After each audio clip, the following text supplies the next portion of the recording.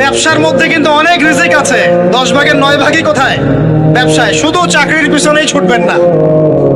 আর চাকরি যদি করেন, অনেস্টির সাথে করবেন, উদ্যোক্তা হন, অর্থনৈতিকভাবে নিজেকে স্বাবলম্বী করার চেষ্টা করেন, তারপরে বিয়ে শাদী করতে চান। আল্লাহ পাক তৌফিক দান করুন।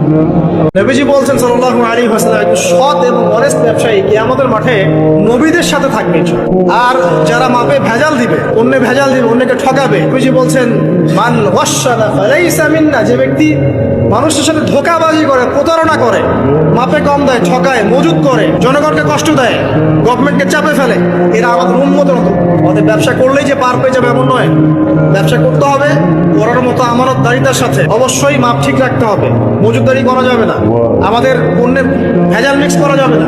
এগুলো যদি করেন তাহলে আপনার নাম যেমন উম্মতে মুহাম্মাদি থেকে কাটা পড়ে যায়, দুনিয়াতে আল্লাহর পক্ষ থেকে দুইটা আযাব আসে। এক হচ্ছে ওই জনগণের মধ্যে, ওই জনসমষ্টির মধ্যে দুর্ভিক্ষ নেমে আসতে পারে এবং বৃষ্টিপাত বন্ধ হয়ে যেতে পারে। একটা হচ্ছে ওই জনগণের উপরে জালেম শাসককে আল্লাহ পাক চাপিয়ে দেবে। এটা আযাব কাদের কারণে আসলো? ব্যবসা, এক শ্রেণীর ব্যবসায়ীর কারণে আসলো।